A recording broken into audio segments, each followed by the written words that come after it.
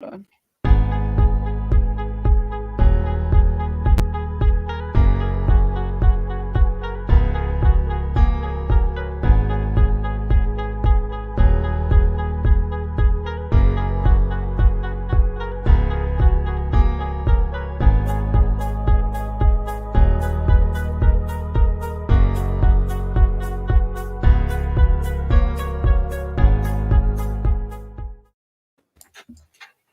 Hello.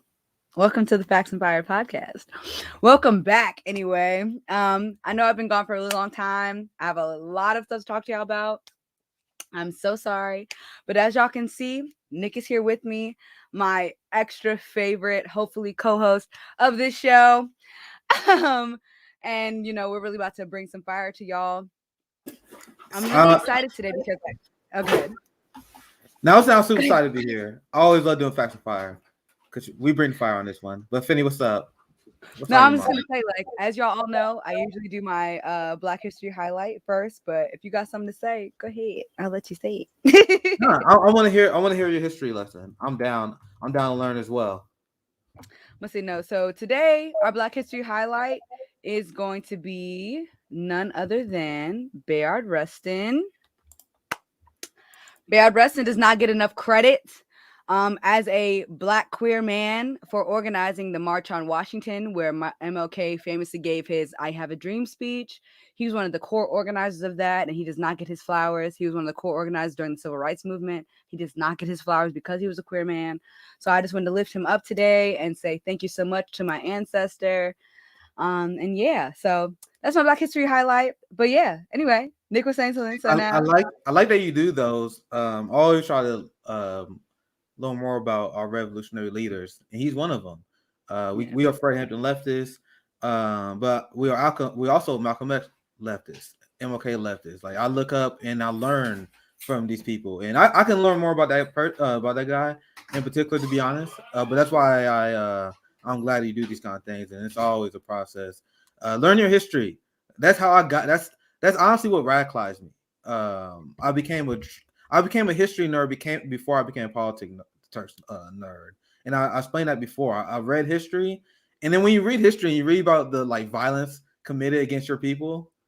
I don't know how white people handle this, but when I'm Black and I hear about slavery, what I mean, when I hear about the violence of that, when I hear about the Black codes, I'm like, dude, this shit didn't end. We hear about Genghis Khan and the war crimes that he committed, the war crimes of multiple empires. You're like, this is the foundation of human psyche, because you see this in society after society. You see serfdom in society after society, income inequality, people abusing power, corruption. The United States mastered that, but they didn't create it. So that was starting. I'm like, all right, if this stuff happened in the past, what's going on right now? Because people will read history and they read about corruption, but then they don't want to admit their government corrupt. Well, you think that you live in the first government ever that's not corrupt?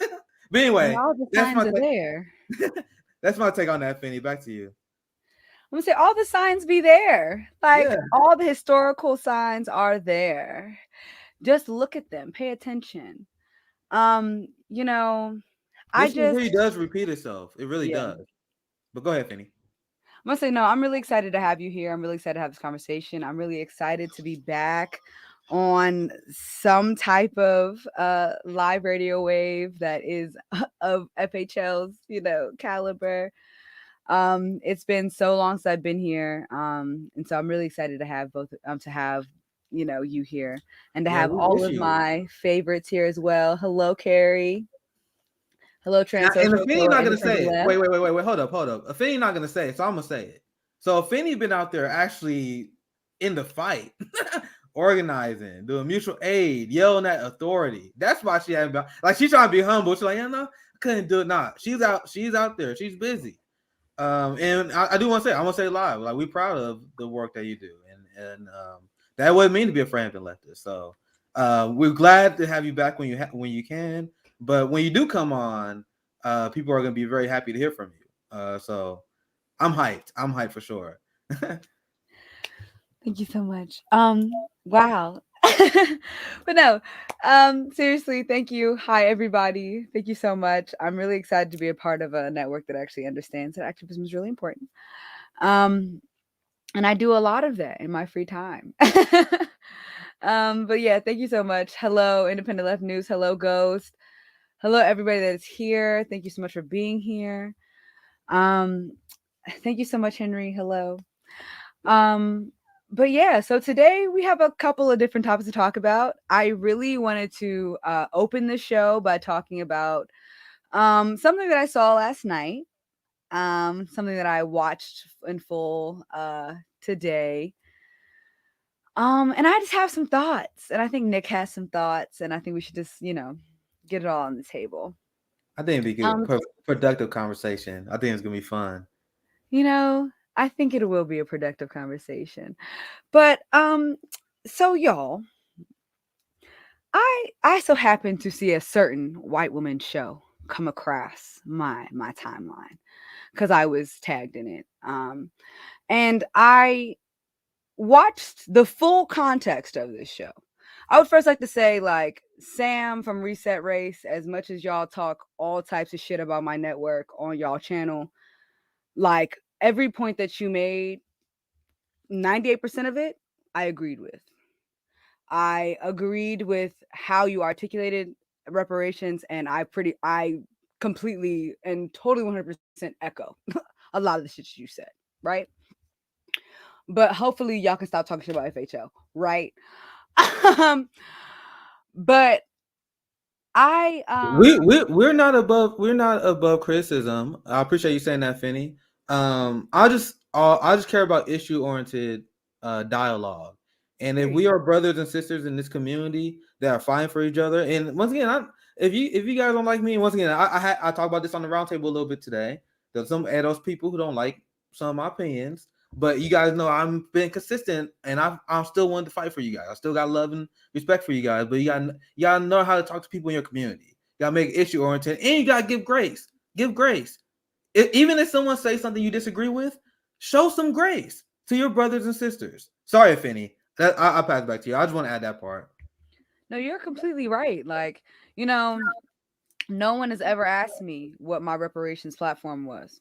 No one has ever asked me what I do or do not agree with. No one has ever asked me where I stand on that issue.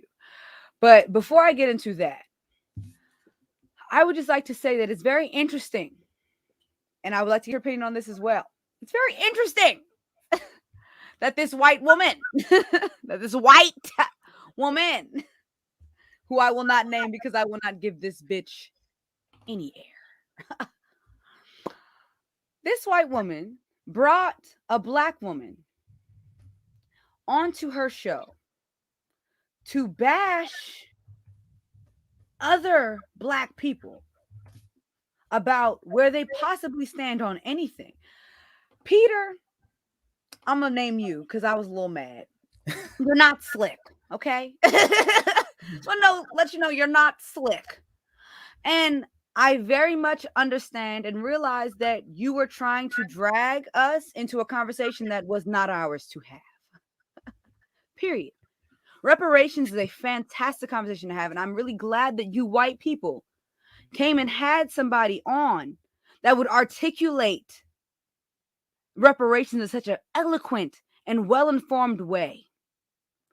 You know what I'm saying? That could really speak to what the essence of reparations is outside of the ADOS movement, because, I don't do that.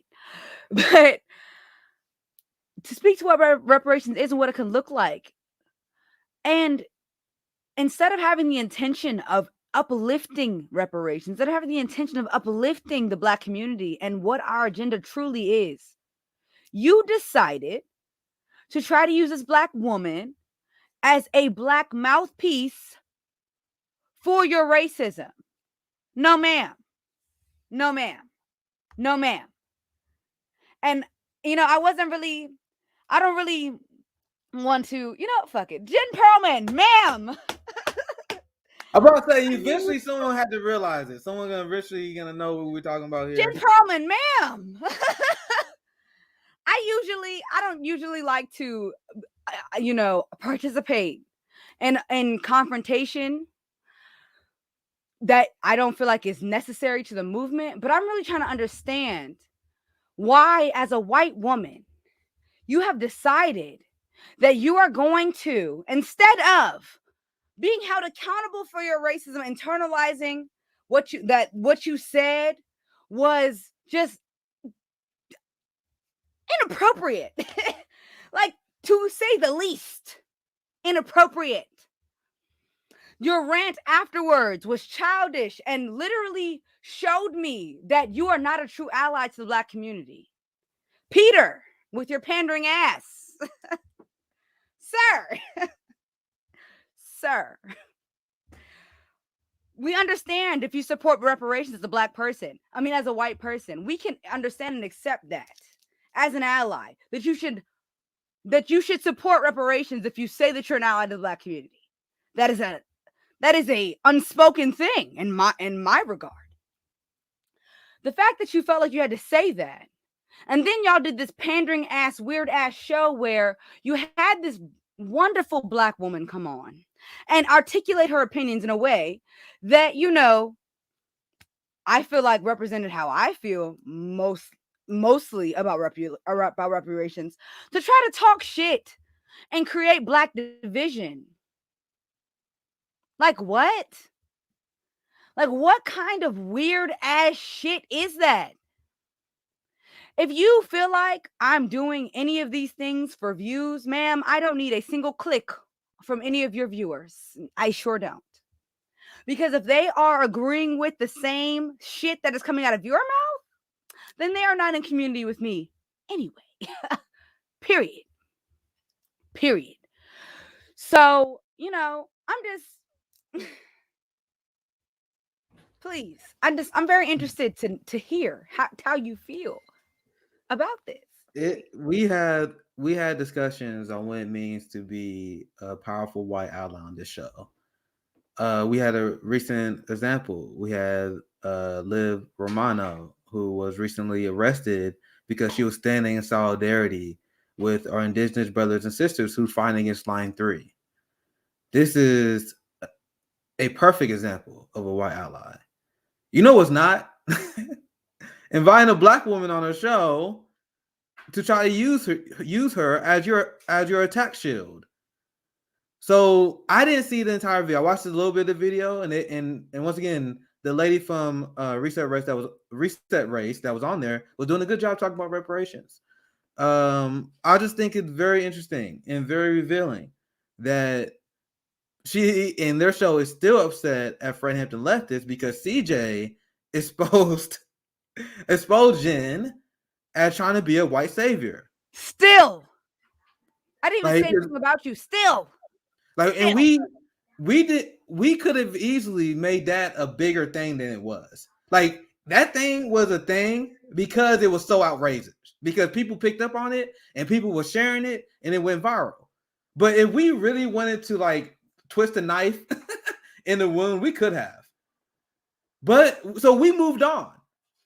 So despite the fact that we moved on when we could have really twisted that knife, and then she still is salty. Our co-host is still salty.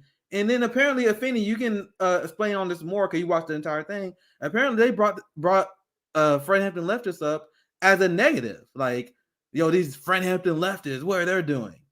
And last thing I'll say before I pass it to Afeni, remember what I told you guys? What is there, and now think about this, what is their objection to us? Their objection to CJ was because CJ did not buy electoral politics.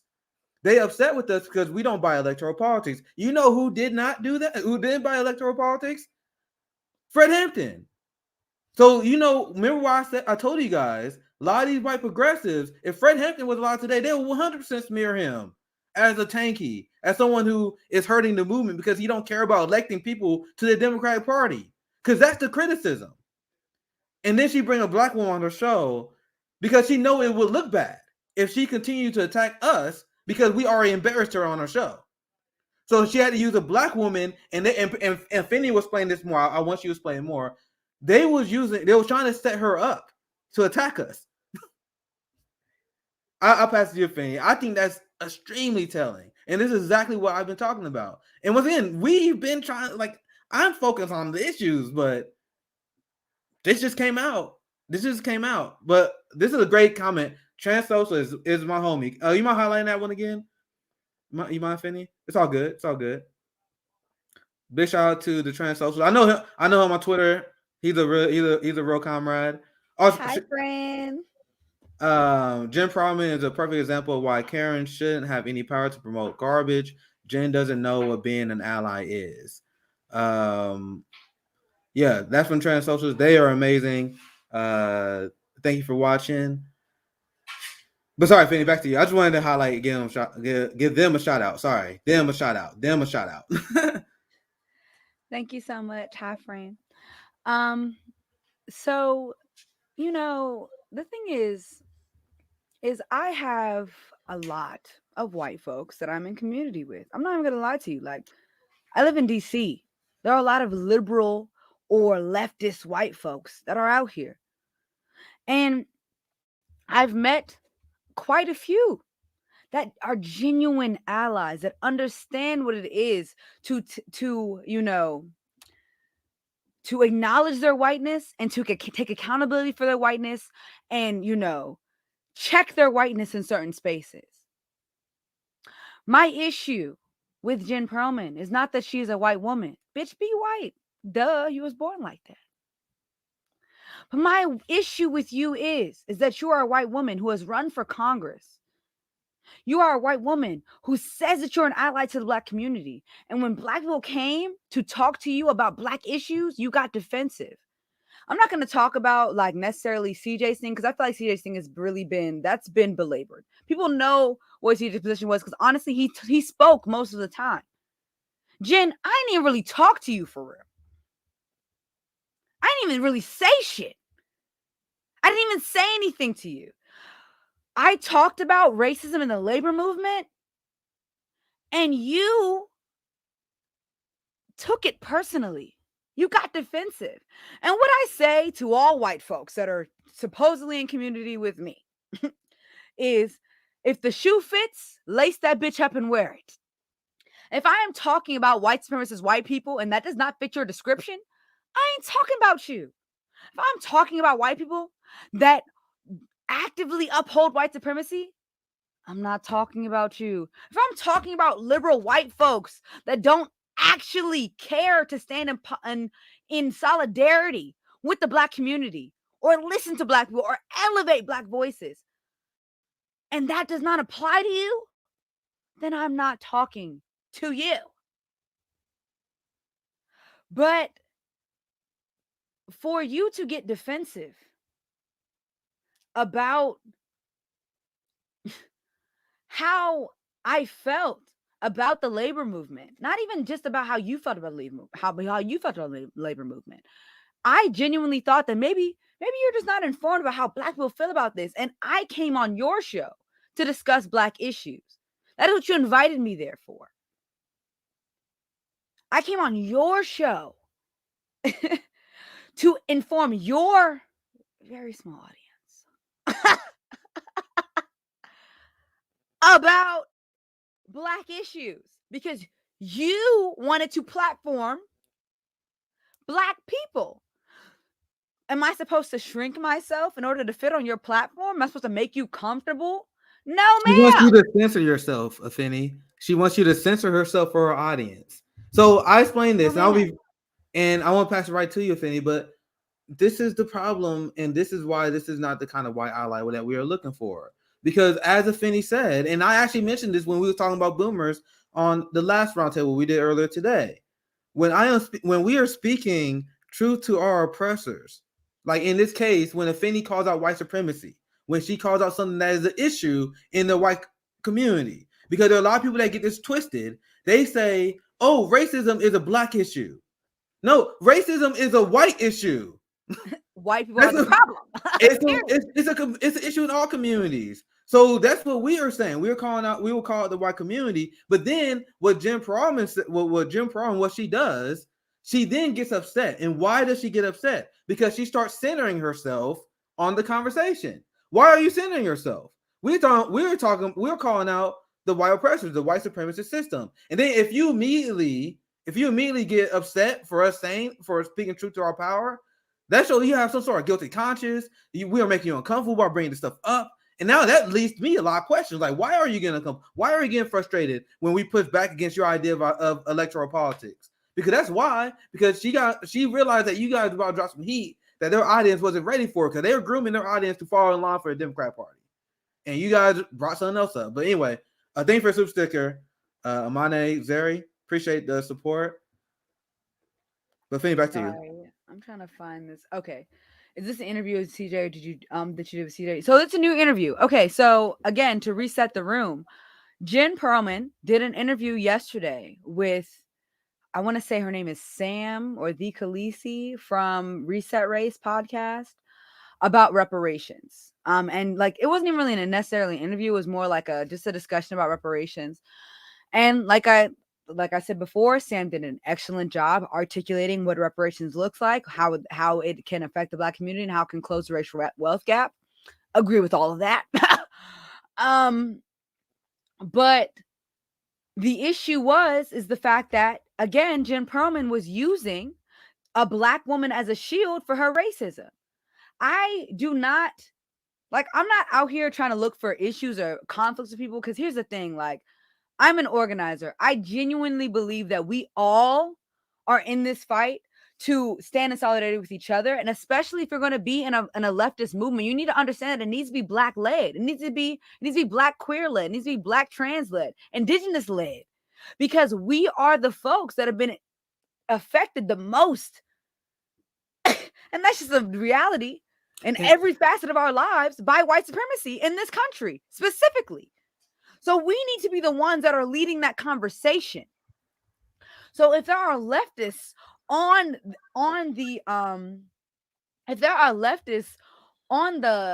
our side that say that they believe in these things, then they need to go ahead and put their money where their mouth is. I am not about to sit up here and coddle a white woman's feelings. I am not going to do that. At the end of the day, when I had the interview with Jen Perlman, she was defensive. Peter pandered and brought up reparations. And what they should have done in that moment was say, damn, my bad, y'all. Let's reset the conversation. And I can't speak for CJ, but I can speak for myself when I say, I'm not out here trying to fucking argue with y'all. So I'm going to at least try to finish this interview. Because I've had plenty of bad interviews, plenty of bad interactions that I've had to finish. And I'm an adult. But y'all clearly are not. So y'all kicked them off the show. That's the sign of white saviorism. Because soon as they lost control of the conversation, instead of like, oh, well, okay, let's. I clearly I misunderstood. Let me understand where you're coming from, CJ. Instead of I'm trying to see where you come from, Afeni. As soon as there was any sort of tension, as soon as you guys veered slightly off script, instead of having a conversation, they just booed you off the show. That says a lot, doesn't it? And one last thing I want to say, 'cause I want to back off something else you said regarding having left-wing movements that are Black-led, that are Indigenous-led. We do not say that for no reason, guys, because history backs us up and shows us why this has to be the case. Hell, even current events shows why this is going to be the case. If you have a left that is led by privileged white bourgeoisie, or any bourgeoisie really, but especially the privileged class, they will fight and leave you behind. There's a certain line that they have. Like, for example, the white suburbanites, they will fight for Medicare for all. They will fight for cancel student loan debt, even to a certain degree, right? Because that's something that benefits them. But when it comes to actually challenging and tearing down like white supremacist structures that benefit them at the end of the day, when it comes to protecting their property, like when we talk about how we got to defund and abolish the police, but then they be like, whoa, we got to keep this white supremacist system in place that uphold racial hierarchies. You see how there's a limit? You see how there's a stop there? And this has been shown historically throughout in American history. And this was the case with FDR. And a lot of people don't talk about this, but in the rise of socialism and communism in America in the 30s and 40s, where 1 out of 3 union workers was openly socialist and communist before the state destroyed the worker movement in the left, a lot of these white socialists in America was like, yo, we can't advocate for Black issues. And that's why FDR left us out. And there was a large conversation about, yo, should socialism include Black issues or not? So you gotta see how there will be certain things cut off if it led by a privileged class. That's why you gotta have black led, indigenous led, and Latino led, because we gotta tackle these real issues that affect our community. But I just want to back that up. But Finny, I'll pass it right back to you. Yeah, I'm just honestly very frustrated because, I work for a congressional candidate. You know what I'm saying? Like, I'm not sitting out here fucking capping like I'm not at least somewhat involved in electoral politics. Am I a communist? Yes. But do I also need to live in this capitalist society? Absolutely. And I want to organize. So I'm going to do that in whatever capacity I can in a society that does not fund organizers. But for you to act like there has to be some division between people that believe in electoral politics and people that believe in the path of direct action. The issue with people that believe in electoral politics is they say that direct action doesn't work. They don't support direct action. They don't stand in solidarity with direct action. They don't come to direct actions. They don't amplify direct actions. Yep. That's the problem. The problem isn't that y'all don't that y'all are not, organizers in the street.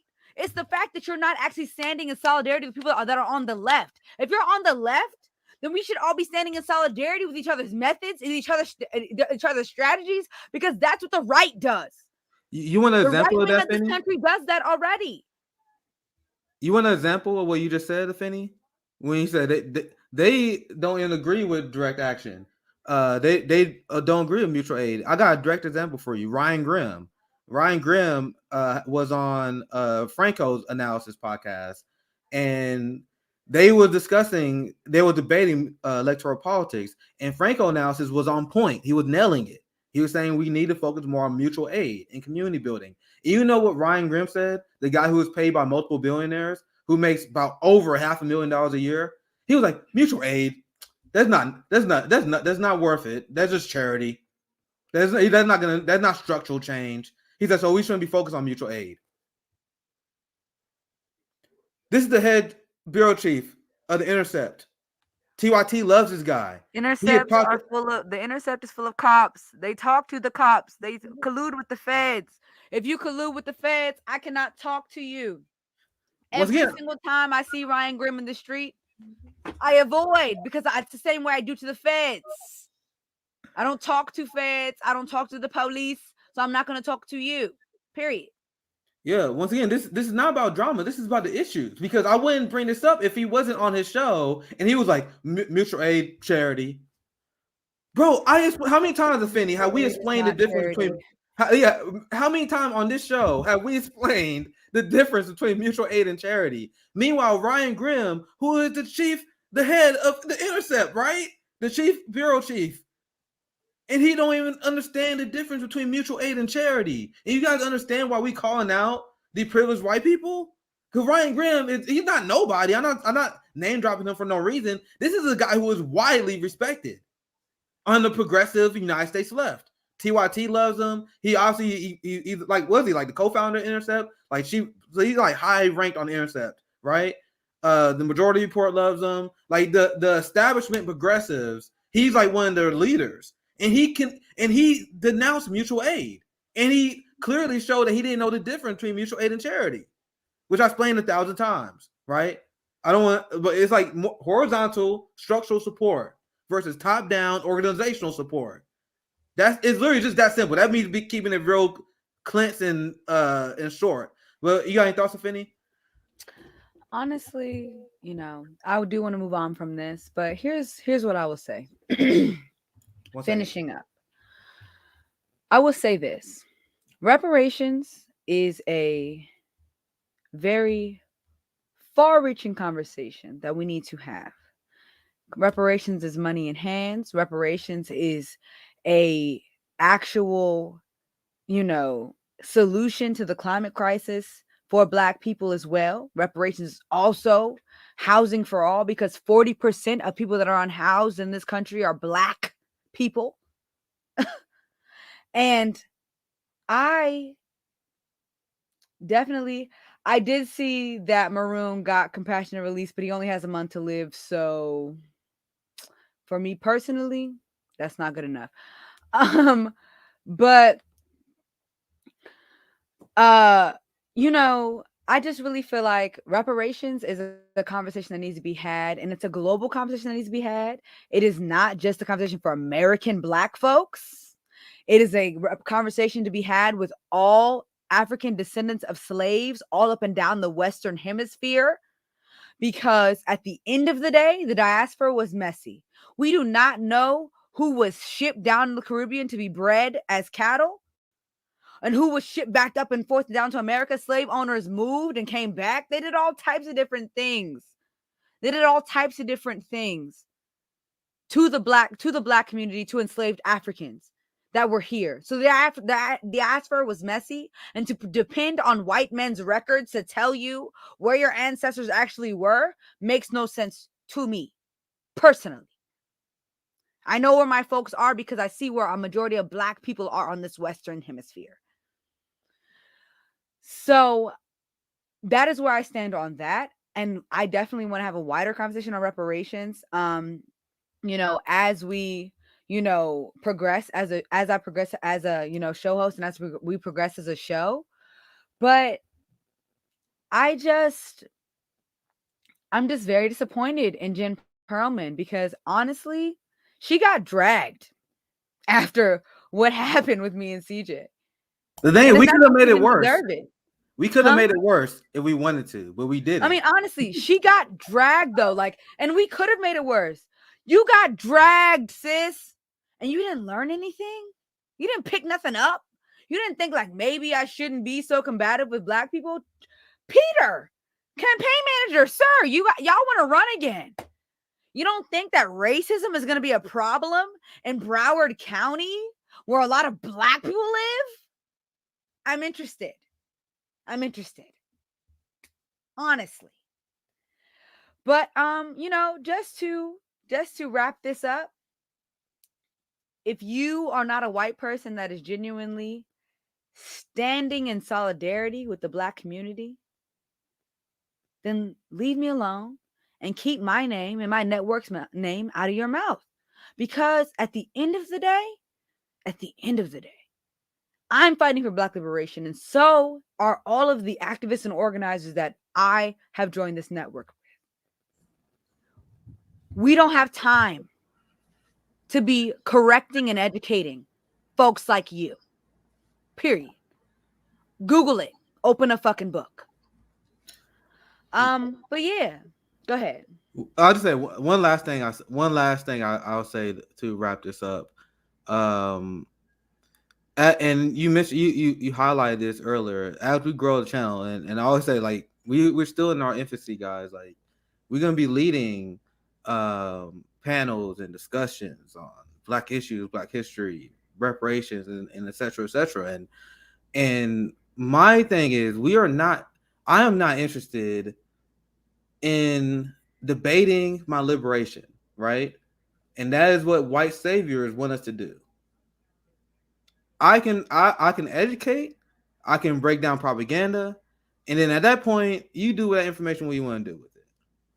Because the era of Black leftists, especially now, just begging, gotta be done. We can form a coalition to defeat y'all, and that's the goal.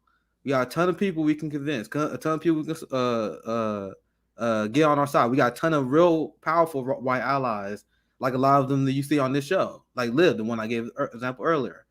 So us bending and us like, all right, we're not gonna have our Black issues being highlighted on the left because we got to make sure that your politicians do well. We got to make sure that you are not uncomfortable. Those days are done. And that's why a lot of these people, like Jim Perlman, honestly, a lot of these white progressives, they can't stand Fred Hampton leftists because they can't stand that a group of young Black people are finally saying enough. We're speaking for ourselves because they were used to speaking on our behalf for so long. Now we're speaking for ourselves, and that makes them uncomfortable. But that's all I had to say, Fanny. Back to you. You know, if you are a racist, just say so.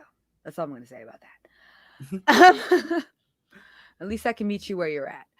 But yeah, so I wanted to slightly pivot to something a little different. we're gonna talk about Black elites now. So as My y'all all favorite. know, I have been protesting and standing in solidarity with Howard students. I've been well. Last week I was sleeping there, sleeping out on the concrete. My disabled veteran body said no, no, ma'am. So this week I have definitely been sleeping in my bed because my back has been fucked up. But I have been back and forth and making sure that I support and amplify whatever they have going on. But yeah, the Howard students are basically protesting and standing up for their human rights to have livable housing in the institution that they're paying $50,000 a year for.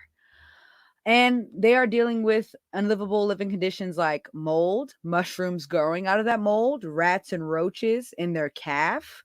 They're also dealing with you know, they're also dealing with bursting pipes and flooding floors. So, HBCUs, you're supposed to be the meccas of black excellence and black, uplifting the black community. Where you at? What's going on, Howard? The illustrious HU. This is what students are dealing with. This is mold on the back of a student's um photo frame in their dorm room. This is mold that is growing on a student's property in their house right now. I mean, in their dorm right now. This is what we're dealing with. This is what they're dealing with. So it's not so Howard continuously says that there's no mold.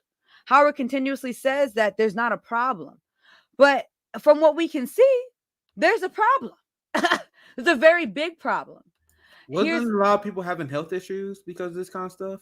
throwing like kids are coughing up blood because of the mold in their vents. They're like, nothing to see here. Nothing to see Nothing to here. see.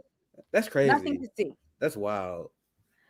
And like someone mentioned earlier, I was on the political misfits. I was on the Political Misfits podcast. And we were talking about Howard, and I said it there, and I'm going to say it again here. HBCUs were created as a revolutionary act to white supremacy. HBCUs were created at a time where it was a crime to be a black person that could read, write, and be educated and be successful while doing all those things. That is the time that that is the time they were built in. And yet here we are watching black capitalists and black elites shit on and mistreat black people, black students, because there are a lot of black elite people and black elite families that send their children to Howard that have been silent about the housing conditions on Howard University's campus. And the reason why they have been silent on that is because their kids,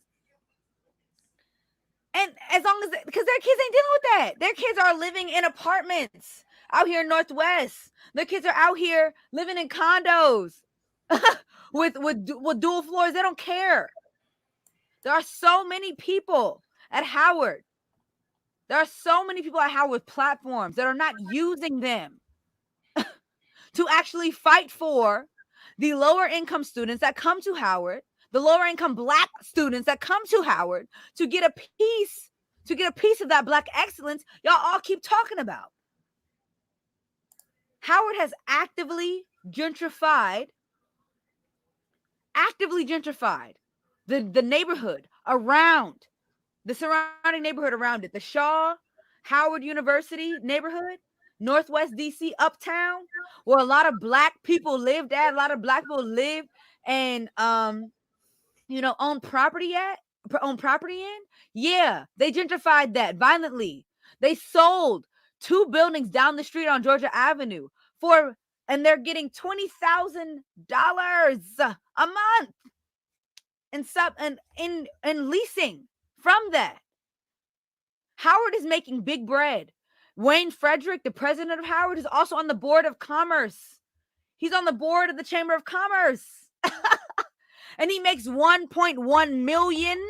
Hold on, $1.1 million per year from Howard alone. He also has a private practice as a surgeon, along with getting paid from the federal government for being on the board of commerce. These are the people that are running our illustrious HBCUs. These are the same people that are not fighting for the HBCU funding that's supposed to be coming from the federal government. Where's that $46 billion at? Joe Biden? Where's it at? Democrats? But instead of turning their fire on these establishments, instead of turning their fire on the Biden administration, guess what Wayne Frederick and Dr. Cynthia Everts did? They came into Blackburn on October 12th, the first day of this occupation. Cynthia Everts specifically came and threatened these students with expulsion, ruining their futures. 60% of people that are at Howard on Pell Grants, federal funding, they're getting assistance to be there. Their parents are working hard and busting their asses for them to be there. And these students are standing up for their human right to have decent housing on a campus that they pay, again, $50,000 a year to be on. And they are literally being threatened with expulsion. I want to say that I'm so proud of all these students. I'm so proud of all these people. I'm so proud of the Live movement, especially, who organized this protest, a student-led organization on Howard's campus, for standing up and not being afraid of those threats, because they've been there for 17 days since those threats were made. And they're still standing up for their right, and for every single Howard student's right to have decent housing on their campus. So, I also want to say that Howard just got, a day before they started this protest, Howard got $5 million donated to their Grace Fund. Howard administration, led by Wayne Frederick, the same $1 million surgeon that I was talking about earlier, who's the president of Howard, that administration also sold the presidential house that was down by American University. Most people don't know much about the geographics of DC, but I can tell you, Northwest DC, down by American University, those are tens of millions of dollars worth of homes down there. So Howard University made a pretty penny off of that sale. Where's that motherfucking money? Where's the money from the $1 billion endowment that Howard has to actually fix this problem and solve this issue for these students?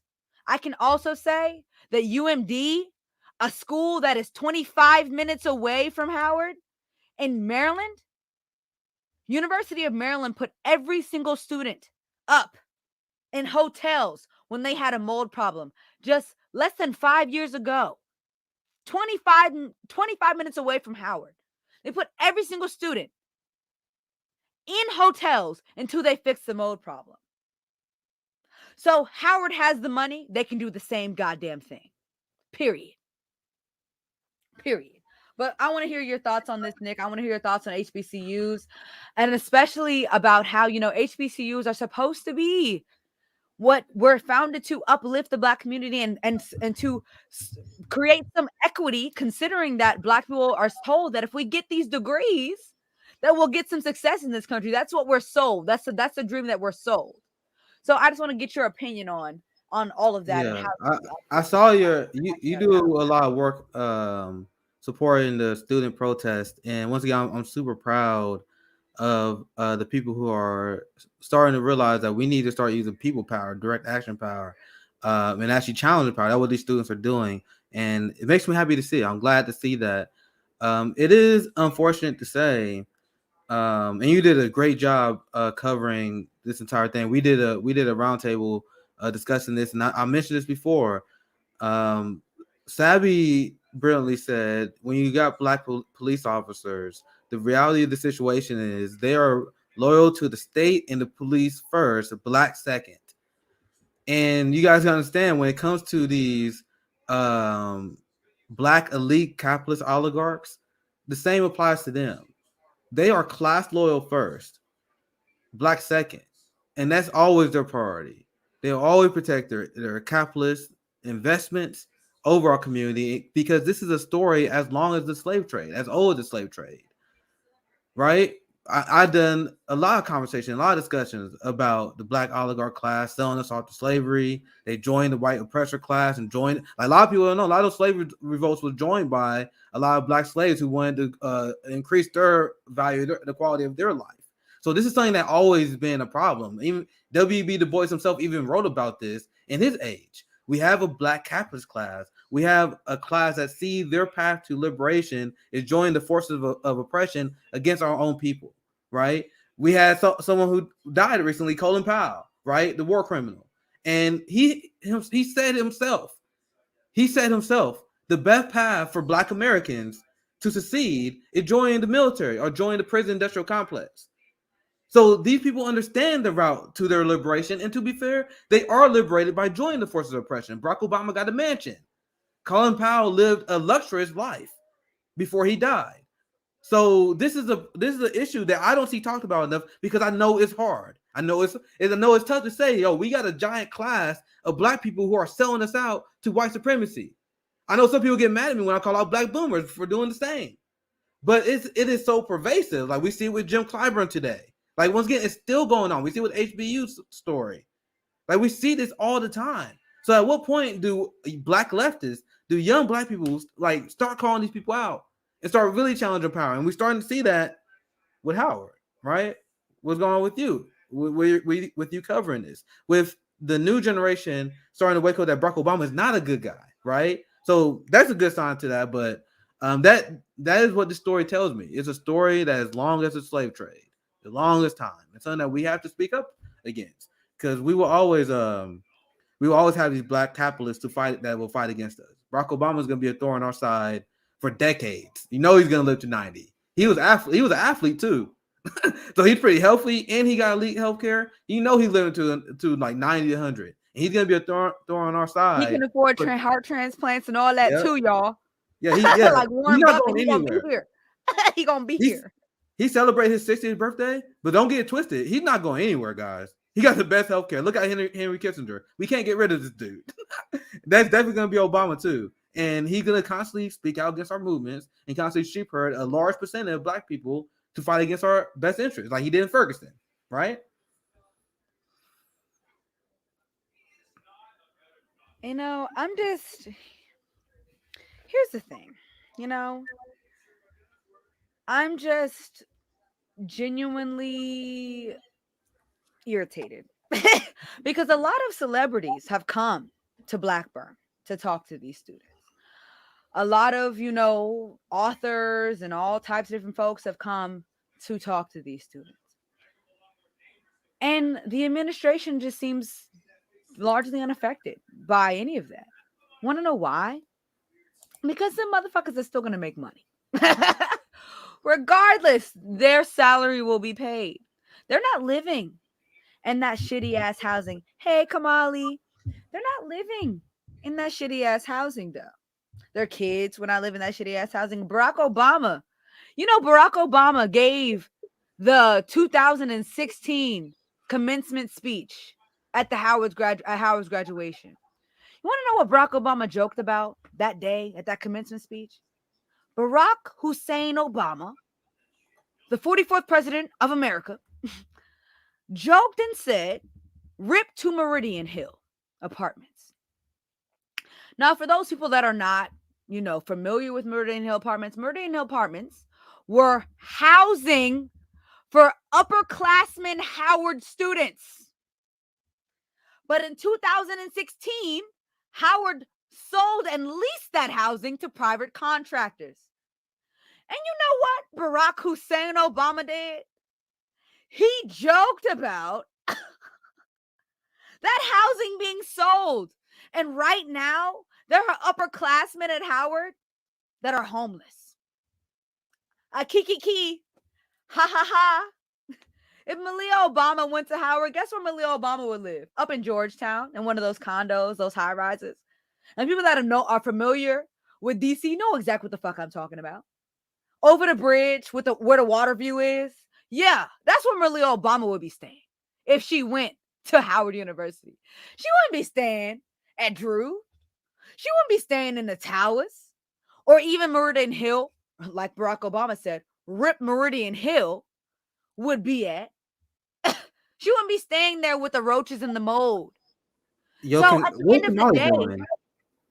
what'd you say, babe? What Kamali doing? Sorry, I don't want to interrupt you, but shit, Kamali should jump on. Hop on. You mind, Finny? I don't want. I know it's your show, but he was only on the roundtable for 30 minutes because he couldn't join at the beginning. So if you're down, you want to do that? Absolutely. Well, it's up to you. It's your show. I'm sorry, but I mean, finish your thought. I just want. Sorry. didn't I call you low key co-host earlier? You didn't hear it, but it's okay. But I want to hear more. Kamali was on fire earlier, but he was only on the panel for like 30 minutes. So let's talk to him. Only but if he's no, down. like I'm just genuinely frustrated, with all these black elites. Felicia Rashad is a dean at Howard, and she said to Howard students to their face verbatim they were mentally ill. They were mentally ill because because the way that they're protesting is unacceptable. Interesting that you feel that way when you're the new dean of fine arts. The same Felicia Rashad that was defending Bill Cosby, by the way. That same one. Like, I'm so disappointed in our black folks,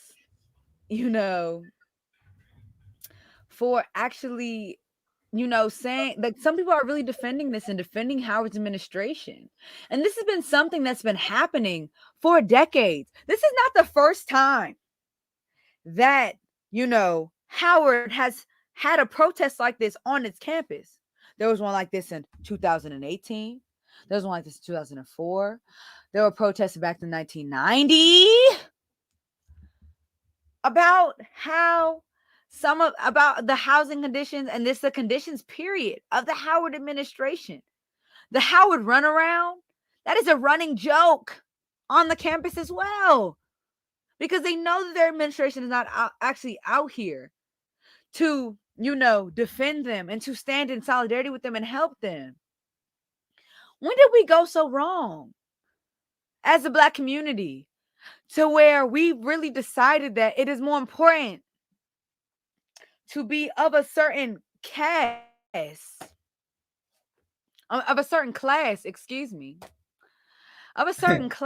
than it is to be black, to stand in solidarity with black folks? When did we lose that? Because I'm really trying to figure it out. Because HBCUs, even like the D9, because I have a whole nother issue with the D9, considering that they stood in solidarity with these students. But these same Greek organizations, these black Greek organizations, didn't even show up for these students when they said that they would, and said they would do a step show, and did not show up for them because the Howard administration threatened them, and y'all stood down and actually did it. Like, what? Y'all stood down and didn't stand in solidarity? Y'all sat down and didn't stand in solidarity with these black students that are dealing with the same housing problems that y'all are? Are y'all joking? Like, this is the issue that I have with the black bourgeoisie. And this is the reason why I feel like black capitalism will not save us.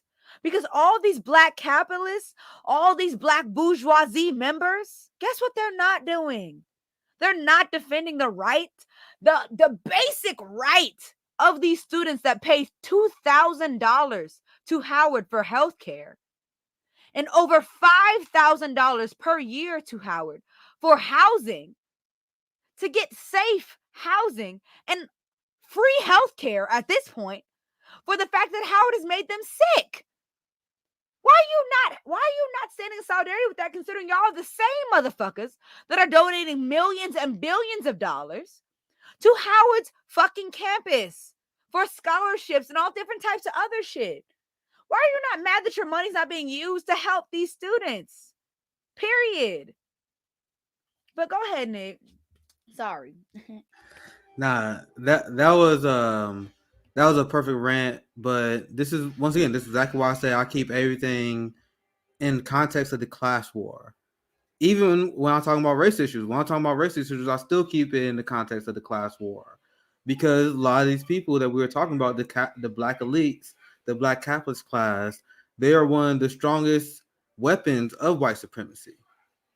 What I mean by that, we all know the role of the police, right? We know the role of the police is to enforce racial hierarchies, right, and protect private property. Now, when you ask someone like Morgan Freeman, Will Smith, for example, how they feel about defund the police, they recently came out against it. Yeah, Barack Obama that strongly came out against it. And I have covered multiple times when you look at polling, we have black people always supported the concept. We got my man Kamali in the house. Let's go.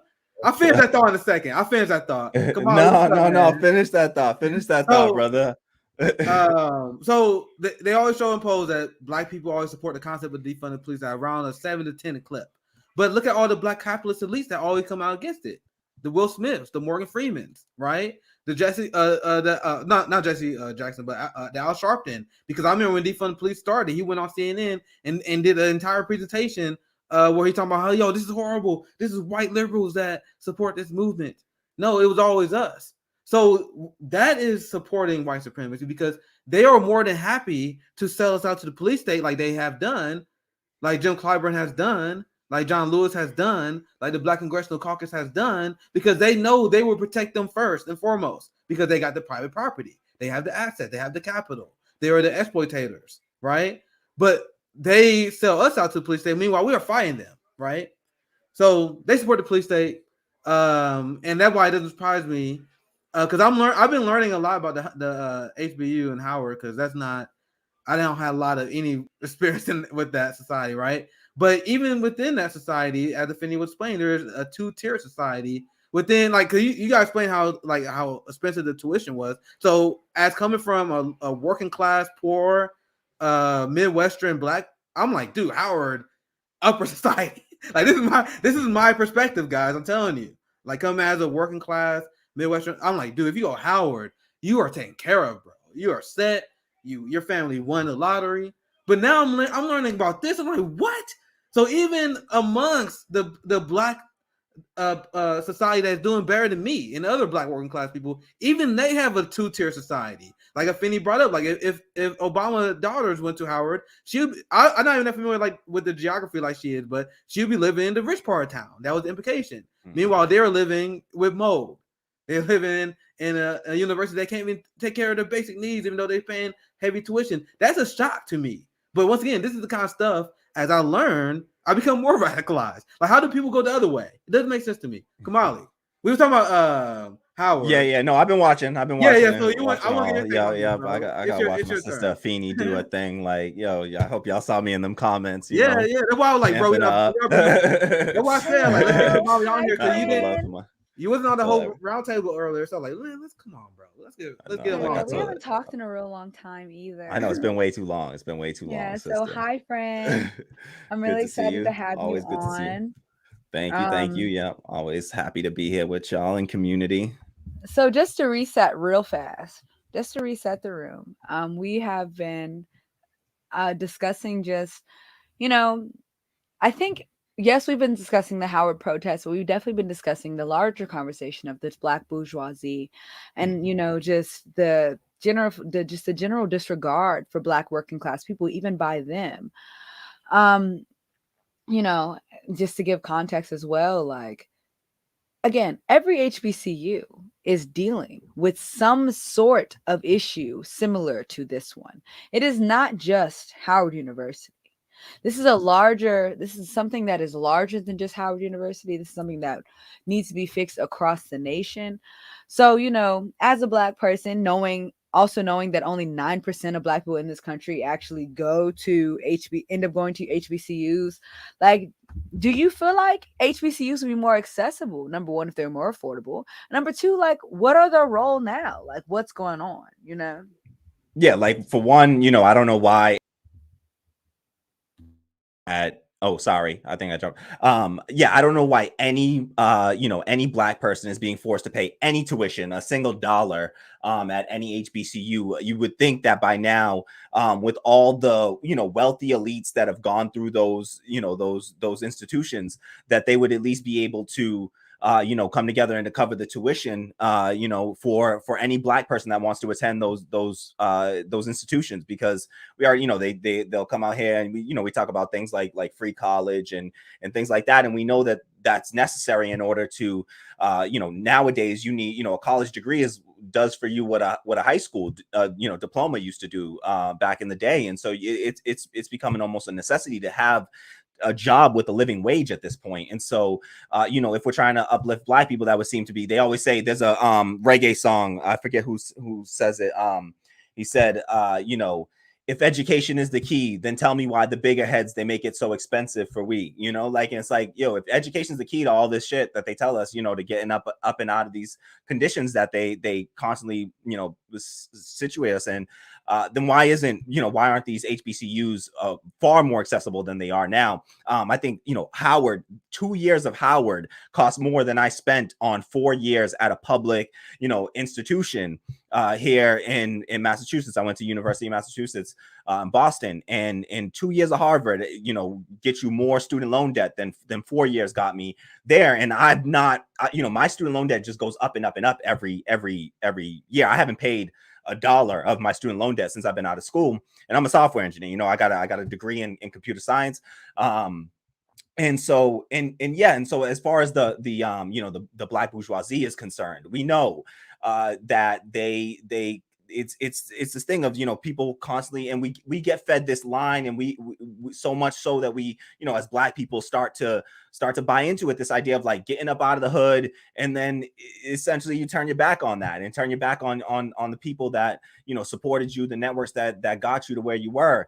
And this constant, push and rush to try to get up out of the hood and surround ourselves with whiteness. And so, Cornel West refers to it as the betrayal of the Black elite. And I think that is the absolute, perfect framing of it. I mean, they have betrayed, their community. And as soon as they get a little bit of bread, they turn their back and they never look back. And so, it doesn't surprise me that with all the wealthy, elites that have gone through those institutions, that owe it to an institution like Howard and other HBCUs, Morehouse, and others, that they can just completely leave them in the dust and have nothing to say other than to, no support for these students that are out there that are doing this incredible work. And I got to say, like, just thank you to Afeni for, just not letting up for 1 second on this issue, because everywhere you see Afeni, right, like, I've learned so much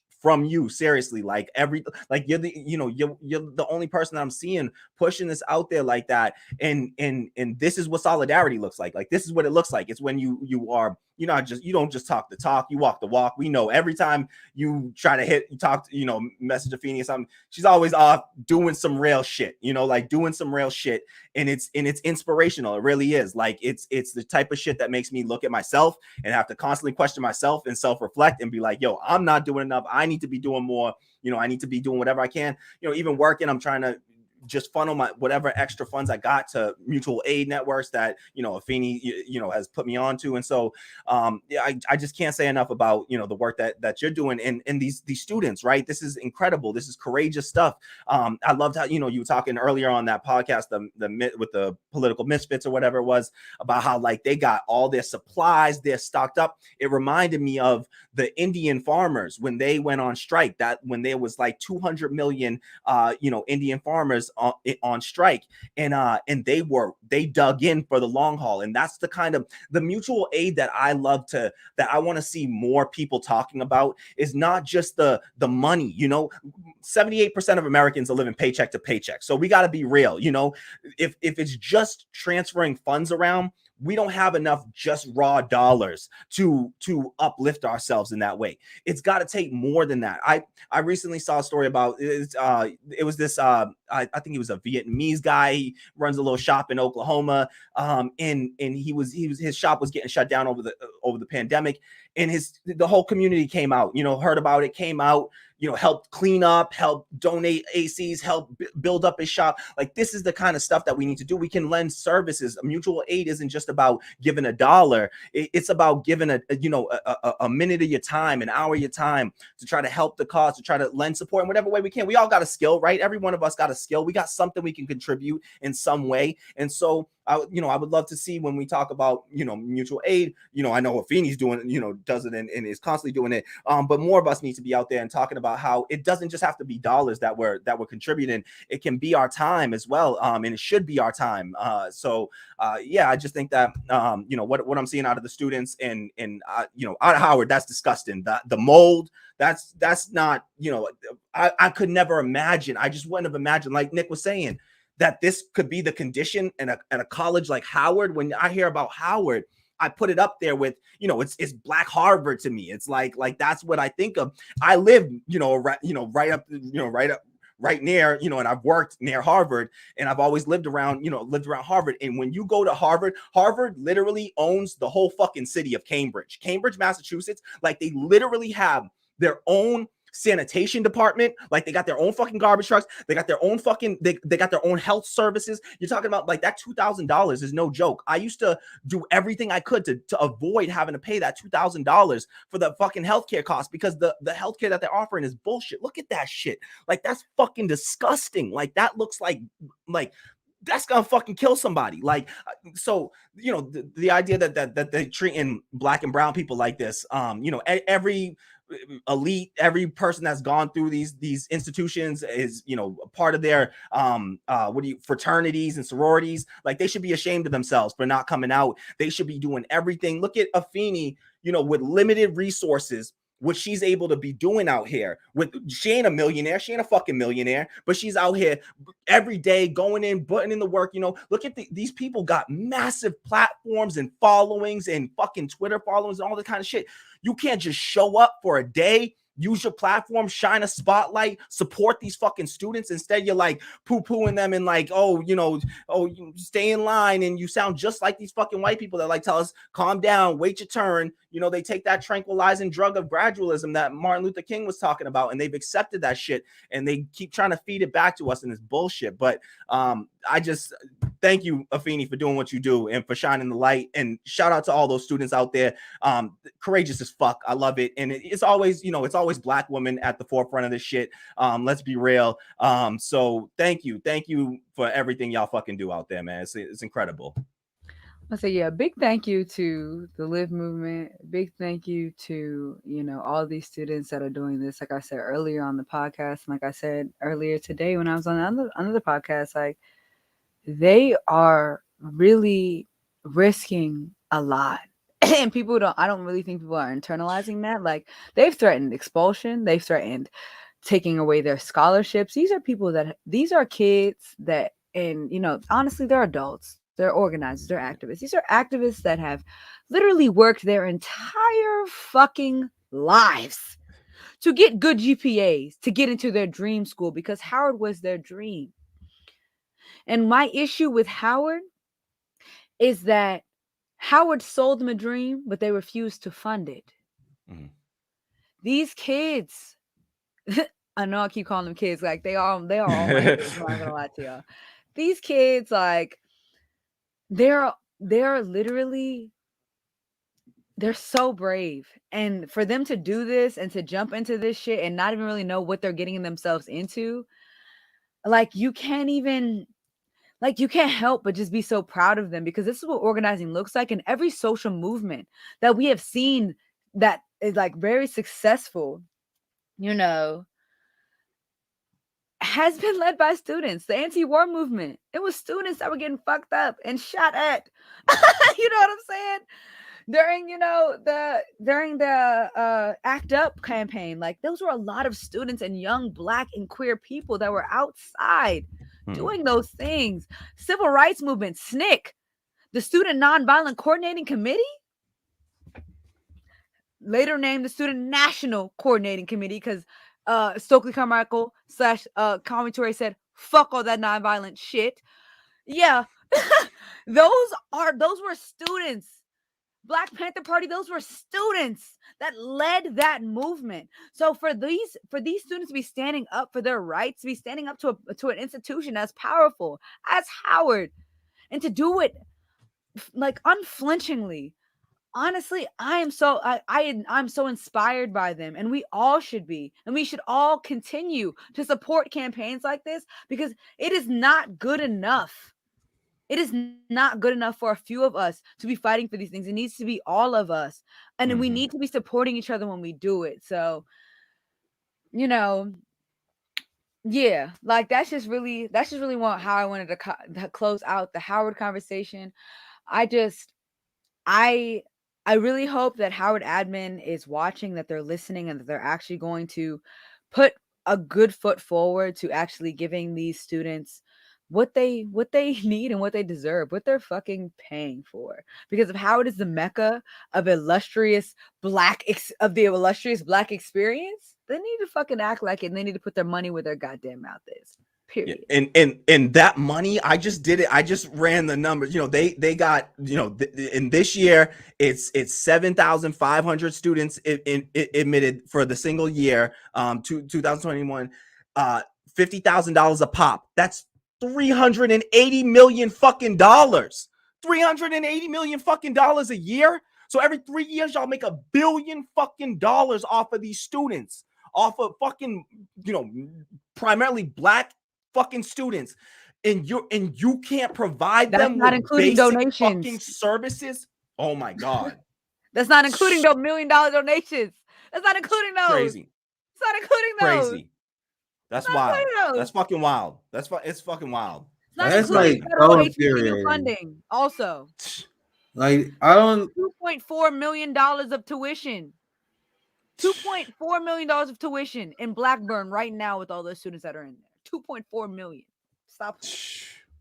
That's wild. That's wild. Yeah, that's insane. So this is it. You shouldn't be having to beg for this shit. You're fucking paying for it. You're paying an amount of money that is literally worse than indentured servitude in many cases. Like indentured servitude was 7 years. I've been out of school for 6 years now. I haven't paid my fucking student loan debt has literally increased. I have over $80,000 in student loan debt.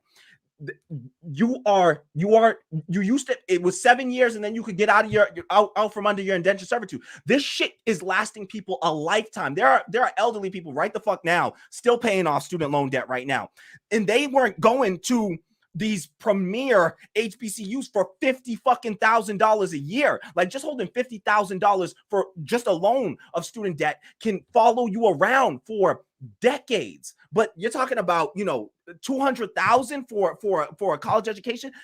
That's, you know, that's a mortgage, that's a home, that's, you know, and that these people might never see. We know for people in our generation aren't able to afford homes. This is why, and they can't even get basic fucking housing, decent fucking housing at a place like that. That's vile. Motherfuckers are sleeping in their cars. I want to reiterate that. Like, motherfuckers are sleeping in their cars. Honestly, I'm not about to sit up here and act like I know how many vacant homes are in DC. I really don't. But there are abandoned housing. Literally, when I say not even like a block up from Howard, like right off of Fairmont Drive, there's abandoned housing right there. So if they really wanted to invest the money into giving housing to their students, there is property to do so. You know what I'm saying? There's property to I just did a quick search. I don't know, you know, from GeorgetownVoice.com has it at, they said that according to one study that was done, there is over 17,500 vacant units in DC alone. So that's of July, as of July of 2021, 17,000. So that's, you know, more than 2 units of housing for every single student at Howard. We really got to start to see the type of direct action like what those mothers in Oakland did, where we just start fucking taking over abandoned houses and shit like that.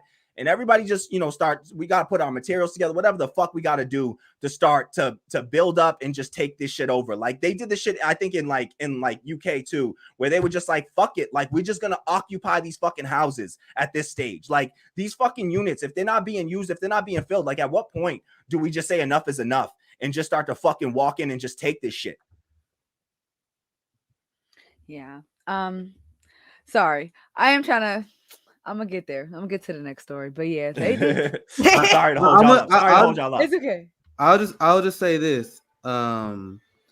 This is why we gotta continue to put a spotlight on this. We gotta continue to show nothing but solidarity and support for these people that's marching and protesting. And I just want to back up something that Kamali said that I just want you guys to think about.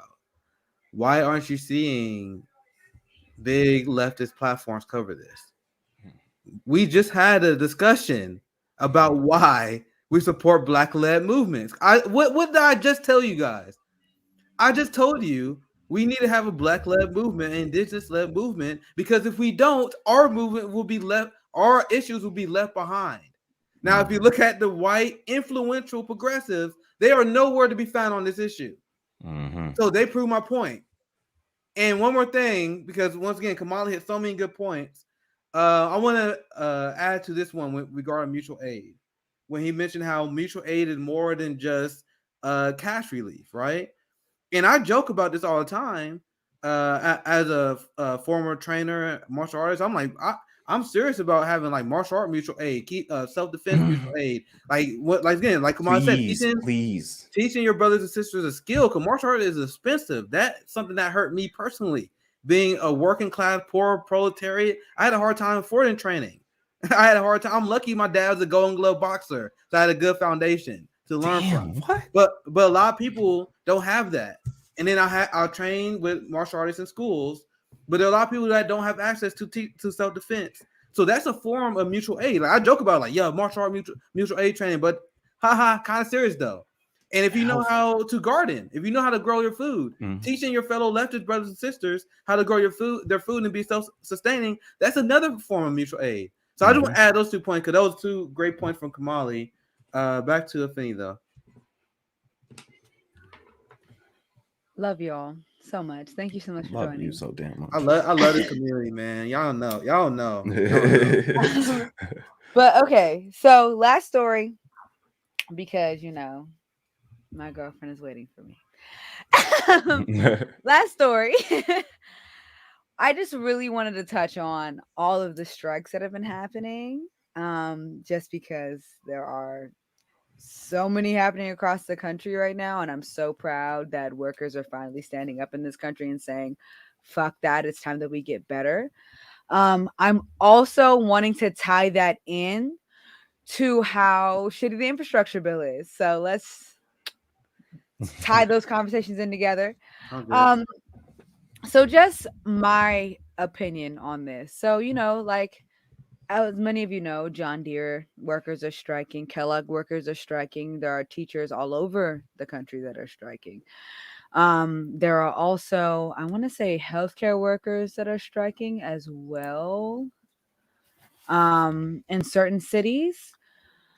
So people are sick and fucking tired. You know what I'm saying? Like, that's how I take that. People are sick and tired of being sick and tired. They're tired of asking you for crumbs, government of America.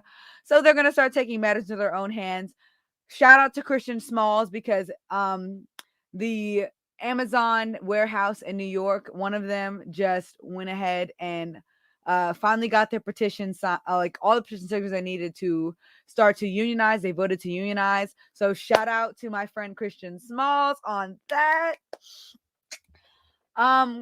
But yeah, like we are definitely in a moment where people are very much sick and tired. And then we look at our federal government and they're just literally shitting on any material gain for the working class people. So we have no paid family leave. We have no real climate protections. We have no, of course, there was never a minimum wage raise in this bill. But of course, this year we've gotten no raise in the minimum wage. There are so many different things in this bill that are lackluster, and people aren't really starting this conversation at 6 trillion, where they should be starting this conversation at, because this conversation was originally at $6 trillion. That included much more than what we are currently getting right now. Period. Then we went down to 3.5 trillion. And it was like kind of okay. We had universal pre-K in there, paid leave, certain things that would really help, communities. And then we went to 1.5. Now we're at 1.5 between 3.5. And people aren't really talking about the fact that we have literally been watered down to that 6 trillion. I mean, honestly, like, of course, the original infrastructure bills that were floated before that were definitely way higher than that, because there are 46,000 bridges in America that are structurally unsound right now. So we have way bigger issues than even $10 trillion, I think, could fix. But here we are. Here we are, pretending like Kristen Sinema has so much political capital that she can stop up a whole presidential agenda. This one human being is just so fantastically powerful that for some reason they're not all colluding and working together to make sure that these certain protections don't go through, because at the end of the day, the corporate duopoly is funded all by the same corporate donors. So motherfuckers like Kristen Sinema, motherfuckers like Joe Manchin, and any other blue dog Democrat, because let's be very clear, if it wasn't them, there'd be 2 more. There'd be 5 more that would be doing these things and standing in the way of these policies. It wouldn't just be them, because if we look back at the ACA, we think about the public option. Guess what? Blue dog Democrats were opposing it then as well. So this is all political theater, because they did not want to ever give any material gains to working class people in the first place.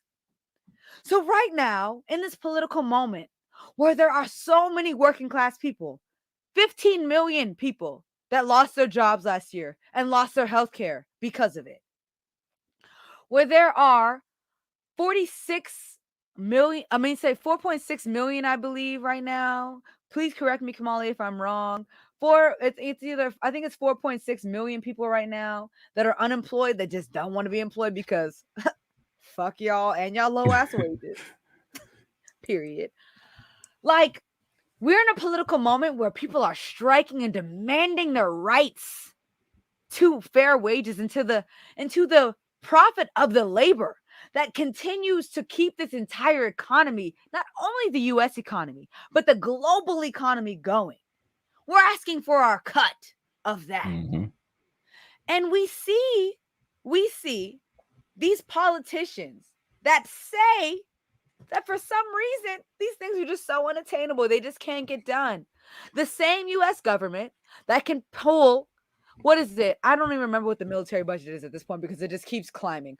I think it's 768 billion dollars. Ugh, sorry, my brain is clearly pudding at this point because I've been up for really long. $768 billion at this point for a military budget.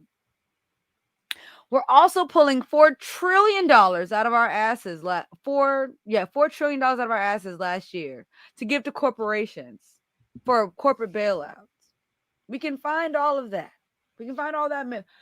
You said 783 billion. Oh my God. Oh, Jesus. Anyway. You know what's funny? You know what's funny about these numbers? And this is the propaganda that we are hit with. When we talk about these horrific bills, that was never a climate solution to begin with, but liberals not ready for that conversation. This is over 10 years. Yes. And over 10 years. That military budget is 1 year. That's 1 year. Guys, do you guys and you guys notice how when they talk about military spending, they always mention 1 year? They say, "Oh, we spent $783 billion in 1 year." But why don't you say 10 years? That what you guys would do with infrastructure? When it comes to infrastructure stuff that matters for them, they use 10 years, so it sounds more expensive. Oh, it costs 10 trillion. That's why the climate plan was trash. Because I'm like, bro, you understand? This is even at the highest level, 5 trillion in 10 years. That is not enough. That is not nearly enough. The original ad from Progressive was around 8 to 9 trillion. Did Bernie forget about that? Didn't Bernie propose like a $16 trillion plan at one point? Like, yeah, oh, sorry. Thank you for correcting me. It was 16 billion. Thank you. Because so they understand this, and that's my point. Like, that's why you guys see that. Like, it was. I started covering it now because now we had a break in development. But people was like, "Why are you not praising the Democratic Party? They about to give you paid maternity leave." Why do you praise the the Democratic Party? They about to raise taxes on the rich. I'm like, bro, it's not over. It's not over. Wait until you see what happened. And look what happened. They went from 5 trillion, which was already a joke. Now they're down to under 2 trillion. Right? It's a joke. And Compton J, CJ, my man, my brother. So thank you for super chat, my man. The rotating villains narrative is working as planned. And we have talked a lot about this. We covered this a little bit on the roundtable earlier. This is a very effective propaganda technique. Very, very effective. Because remember, I'm 30 years old. I'm a young millennial. I'm dating myself here. You guys remember Heidi Heitkamp? You guys remember Joel Lieberman? You guys remember Claire McCaskill? They told us all we had to do is get rid of them. Hey, Finney, what are you pointing up there? That number just looks goofy. That's over 10 years. Yeah. Why doesn't the media report on that? Why doesn't the media use this number? That my brain is still trying to comprehend, to be honest. $7.8 trillion. Money that is. 7.8 trillion. I was counting the zeros. I was like, wait, hold up. That's and the wild thing is, though, we just ended the biggest war that we were involved in, yet we increased our military budget by $25 billion. Why you guys think that is? I'm literally asking you guys. Like, what do you guys, people in the chat, both of y'all, I'm asking, like, rhetorical question. And I posed this when they was pulling out Afghanistan. I'm like, if you pulling out Afghanistan, why are you increasing your budgets? Shouldn't we be decreasing? Like, you know how much the Afghanistan war costs $300 million per day. So how do we end a war that costs $300 million per day and then increase our military budget? Fuckery's a fuck. We still bombing countries, right? Finney, what's up? I mean, honestly, I just want to say that I literally had to Google how many nines were in a billion. I mean, how many zeros were in a billion. And it's 9. And it's 9 zeros. I had to Google it. Want to know why I had to Google it? Because no real working class person can fucking quantify what that money looks like. It is mind-blowing. It is mind-blowing. Do y'all remember how much money that is? Do y'all remember? And like we can't wrap our minds around how to even spend that much money. Hey, and so you're telling me you can't afford housing for all? You're telling me you can't afford a housing first program in America? You're telling me you can't afford? You're telling me right now you can't afford high-speed rail? Even if we got the most expensive high-speed rail possible, if we got the top of the line, did too fucking much, you know what I'm saying, as this country probably will do, let's be real. When we get high-speed rail and we spent that money on that, go ahead and look up YouTube videos on Second Thought, on the Second Thought channel, because they did a way better job at articulating this than I will. But it wouldn't even amount to, like, I think 5% of what we spent in Afghanistan to implement housing first. Can I share something to Finney? Because I want to back something up you said. Because I want you guys to wrap your head. Because I can't. You know, you guys understand it's literally impossible for us to wrap our mind around these kind of numbers. So we need visual aid. The same way it's impossible. Like, you cannot teach a dog algebra, right? You're not going to be able to teach a cat calculus. Like, there's certain limits. Our limit is we can't, like, acknowledge how much that is unless we have visual aids. I shared this on my show a long time ago. This is a very short video, But this highlights the difference between 1 million and 1 billion. Mm-hmm. So when you watch this video, wrap your mind that this is only between 1 million and 1 billion. This is not even 1 billion between 1 trillion. And you see how much they get paid in the military budget. I just want you guys to think about that while you show this. Because I showed this a long time ago on my YouTube channel. Check this out. Video, I counted 10,000 grains of rice. Where each Oh shit, hold up.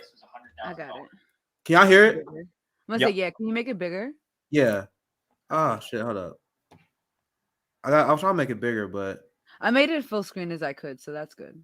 I don't think they let me go full screen on this link for some reason. I'll just Google it real quick. Unfortunately, I don't know if I can go big screen with it. But can y'all see it though? Can y'all see it pretty well? Yeah, I can see it. Yeah. And that was to show you the scale of $1 billion. Well, a lot of you guys asked me, well, how much does Amazon CEO Jeff Bezos have in terms of rice? So that was my mission. I went to Target, I bought a digital food scale, I came home, and then I weighed the rice that was worth $1 billion from earlier. I did the math in my head, and I went to Costco. I got the rice, I brought it home, and once I brought it home, I went to work. This is actually not the video I thought it was, but I'm gonna watch it anyway. Let's see if he has a good point here. This is actually not the one I thought. I also want to say that I have 5 families that are going to take this unused rice, so it's totally not wasteful. Okay, so the moment you've been waiting for, 100K. Oh, yes it is. Yes it is. They just cut it differently. This is 122 of these, or 58 pounds of rice. Each grain of rice was 100. Once again, I'm showing you guys this in the context of the conversation we are having. So that's 122 billion. I'm gonna play it again. Imagine what was that? 7 trillion? How much was that? Yeah. Yep. 7.8 trillion. So that's why I'm bringing this. I'm not bringing this up for no reason. I want you guys to put a visual. Like, look at this rice pile of 122 billion. Compare to.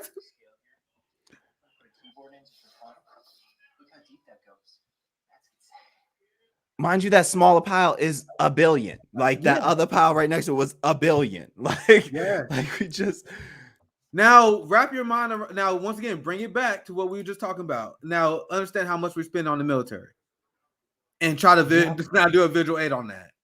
How ridiculous is that? That's absurd, man. That's absurd. And and that's just what we spend, yearly, here. But then that doesn't even go to say about all the additional funding that gets funneled into, the Pentagon and into these wars, these never-ending, wars that they hold up.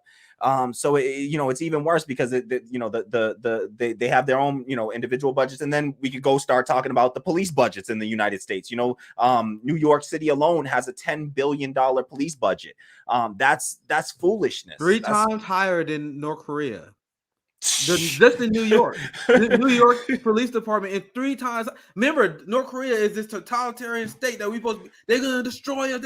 They're just a big threat. Their military budget is 3 times smaller than the NYPD budget alone. But sorry, Kamali, continue. I just want to add some context. I mean, there's nothing else to add to that. And now look who's gonna be in charge of that shit. That dude. What's his name? Who's the new mayor coming in? Whatever his name is, black. Ex-cop. Eric Adams. Damn. Eric Adams. Yo, bro, I don't know if you've ever seen the video that he did where he's like going through his house and like showing like we'll have to watch it on stream one day. Yeah, I gotta have you on soon. We gotta cover that. We gotta it's ridiculous. But that's who's gonna be in charge of the police budget there. And so if you think that good things are happening, are coming in down the pike, it's not. There was a lot of leftists that. And I did it a little bit as well. They focused their attention on Andrew Yang, right? Mm-hmm. And Andrew Yang was an easy punching bag. And once again, you guys can check the history. I had a few videos where I had to debunk him as well. But I cover Eric Adams more than him. If you watch my channel, my personal YouTube channel, and you watch FHL, I was warning people. I was like, bro, I don't care who wins, as long as Eric Adams has to lose. He, to this day, apologized for stop and frisk. He is going to turn the NYPD into a private militia to go after poor and disenfranchised communities. That's his career, and that's the ideology. He unapologetically like to be fair to him, bro. Like he was in interviews like straight up, like, yeah, I think stop and frisk is cool, man. Like he's not even hiding it. He's black, he can get away with it. And then the black boomers, once again, people get mad because I pick on them. They voted for him. Mm-hmm. One of the worst people. He was a Republican. Yeah. Vinny, like, Yep, these are the, you know, these are the folks that they will elevate up there. You know, they go hand in hand with the black bourgeoisie, you know, protecting the interests of capital, you know, doing the bidding of the ruling class. And so you know, they this all goes hand in hand. This is all, you know, is all tied together. And this is all, you know, happening in the backdrop of the planet burning down, of students at Howard University not being able to get fucking basic services. Like, these are just, you know, these things could be solved. It's a drop in the bucket to these folks, but you can just, it's just about what do we prioritize, right? What matters to these people? And it's clearly not the day-to-day lives of working class, black, brown, marginalized people, or even white folks in this country. Like, they don't give a fuck. Look at, you know, for all the wealth of Jeff Bezos, if you think that getting a handful of people in power or wealth is going to uplift the rest of the masses, you know, black capitalism will do to black people what white capitalism has done to white people, which is to generate massive wealth inequality and instability and anti-democratic practices. So that's just what it is. I want to respond to this comment. This is a great comment. It said the U.S. literally has the largest police state budget on earth. I want to add to this, guys. You want to know how absurd it is? If you track it by military spending, the United States police would be Afeni, that she holds. I wonder, like, that's what she getting to. Yeah, number 3, military. And now you guys wonder why I say the people who defend giant police budgets, they are deeply unserious people. And they wouldn't stand a chance. And I wrote an op-ed that go in detail debunking the police state. You would never see a serious person argue in favor of these giant police budgets that don't do anything to reduce crime. I'll leave it there because I can go on. I ain't going around this all day. Yeah, we got to let Afeni get to her girlfriend. Oh shit, we all gonna get our asses whooped. So I don't want to catch some hands, y'all. All right. Oh my gosh, y'all.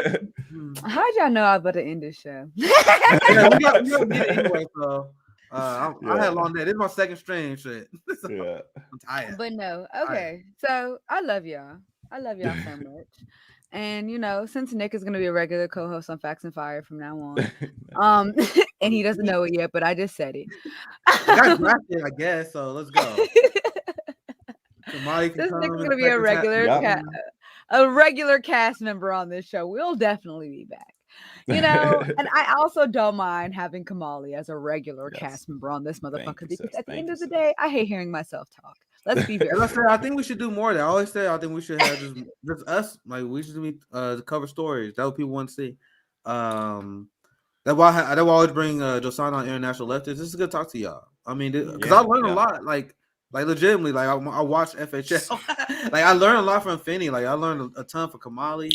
When we say we're a community with each other, we are legitimately, and that's the same with people like QKR, Quaker Socialists. You guys see always in the comments. We're a community with these people. I mean, they run mutual aid.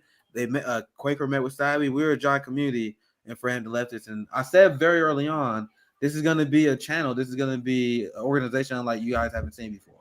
And that's why Quaker Socialists literally hit me up the other day, like help, like she's a job opportunity.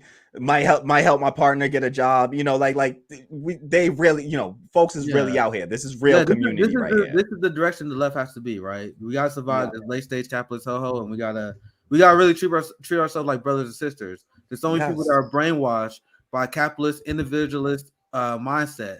Fuck that, dude. I believe in us growing community. Man, I take people in my house all the time. I see people I train people for free all the time, and that's I learned this in like later in life. Like, I'm 30. Like, I've been through a lot, and I realized, like, fuck individualism. Like, we need to form community. So that's why I want to build here. And once again, Afeni got me all emotional, but they're always gonna be on here. No, like, I'm really excited to have y'all on, and thank you so much. So before we wrap up completely, I definitely want to give both of my new co-hosts space to plug whatever they got going on, whatever y'all, any last thoughts that y'all have about all the topics that we talked about. Well, Kamali, unfortunately, we're here the whole time, but we did cover, you know, a diversity of topics, I think. So just last thoughts, all that good stuff. I would say Kamali go first because Nick just talked. Yeah, I got nothing right now. I'm just, just catch me on FHL Roundtable Mondays. And anytime Afeni will have me on here, I will gladly be here with my sister. So, yeah, just and please support. It's make sure I get this right. Freedom Fighters DC. Is that the yes, the group? So support them, throw them whatever mutual aid you can. That's Afeni's group. And whatever we can to the live group over there at Howard. We got to support our comrades. We got to support these folks. Love y'all. Thank you so much. Nick.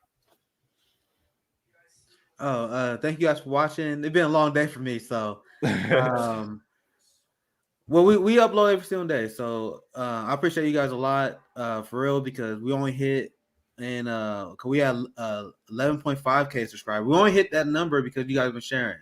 I see what you guys have been doing, and we appreciate the community. So I can't thank you guys enough. So if you guys have a friend that you think, like, once again, they don't have to be leftists. Like, if you have liberals, conservatives, I promise you, send them some clips, and we can start planting some seeds. And that's how we grow. I'm not relying on the algorithm. You guys see, our titles are not clickbait. I don't do clickbait shit. I'm gonna cover real issues, and I'm gonna rely on the community to help us grow. Because I'm not trying to be like a millionaire, like big show. I just did it because I care about the issue. So that's why I asked you guys to share. Because honestly, there's some things we can do to make us get more views. We can do more clickbait. We can cover some bullshit, but we cover the issues, and I'd rather grow that way and rather grow slowly than go the other side. So I request you guys to share with a friend, because that's the only reason we hit over 10K. Thank you guys for watching. Sincerely, thank you guys. Thank you guys so much. Oh, also, I never acknowledged it, but while I was on this little hiatus, I hit 10K, then I hit 12K followers on Twitter. What? You're undeniable. It's undeniable. It's undeniable. Gosh. That was not even really that. Like, honestly, I really just want to say, like, thank all of y'all for finding, some type of relatability in my voice enough to listen to me. And I genuinely feel like, I mean, I'm still very humbled and very shocked by the fact that people fuck with me like this. I'm not even gonna lie to you, because I started as a party promoter, y'all. Like, I was a party promoter and a college student. I did not see myself, doing this. I did not see myself being an activist. I did not see myself, being as active in, the community as I am. And here I am. And, y'all are out here keeping me going. So I'm really excited that I'm supported by so many of you. And I'm excited to be in community with all of y'all. And I hope that I can continue to learn with y'all and grow with y'all. But yeah. I was shocked to learn earlier today when I was watching the other podcast that last year was the first time you had been to a protest. Like, that blew my fucking mind. I was like, he immediately took over. It's wild. Can I say this? I just want to say this on record. I like Apologetic. Apologetic has amazing work. I've been in touch with him. I want to bring him on. We had some tech issues, but he's definitely a friend of FHL. I just want to put that on the record. Yeah, we got to get that man some equipment, because he does good work. But sorry, Feni. But yeah, this is Feni. I tell the story. I told the story before, but Feni became a member of FHL because I saw a clip with her with viral, and then her pin tweet was her, like, you guys see her pin tweet where she's like marching, yelling at cops, and I was like, bro, there's literally no way I'm not inviting her to Fred Hampton Elections. And then I was shocked. I was literally shocked. I'm like, how did no one else just found her yet? Like, I was literally shocked that no one else invited her to be part of their group. So it's an honor, and it's great to be in community with you guys. Thank you for watching, everybody. Yeah, such an honor. Thank you guys so much. So what I will say is I'm super I'm super grateful for all of you. I'm super grateful for my FHL family. I'm super grateful for Kamali and Josana. I nominated them to be a part of the network. I'm so excited that they're here. And they're killing it too, man. They're killing it. Yeah, they are. This show will be bi-weekly, so I will not be here every single day, but I will be here every Thursday at 8:30. hopefully these two will be able to join me. I know like Thursdays are long streaming days because we always do a lot on Thursdays, but this is the best day for me personally because all the shit I got going on. I got a lot of shit going on. So Thursdays 8:30 p.m. Here we're gonna be on Facts and Fire podcast. And I will be I'm so grateful for all y'all. No one looks at Twitch chats. I'm really sorry. I did not see your Twitch chats. I see him. I feel like they all come into the like thing, so I think we do see them. We just don't always notice that it's a Twitch chat. Yeah, I see Twitch chat. We don't have a ton of them though. I see them though. Yeah. I see y'all Twitch. Y'all supporting us on Twitch. I appreciate y'all. I love you. But trust me, you guys may not know because we don't get a ton of comments on Twitch, so they don't get highlighted that much. But we see y'all. We see y'all on Facebook too. Every once in a while, we get a comment on there. But yeah, anyway, y'all. Okay, I have to go because my girlfriend is waiting outside looking at me real crazy right now. But I love you all so much. Thank you all for joining us. And see you guys in 2 weeks. Hopefully, I'll be able to have time to join the round table in the next week. Yeah, you guys are always welcome. I definitely play it by ear. Even like Kamali joined later. If you had to join later, that's fine too. You guys are always welcome to just jump on. So it's always good to hear from y'all. Well, I love y'all. Bye, sis. Love you. Soon. Bye. All right. Peace out, y'all. Have a good night.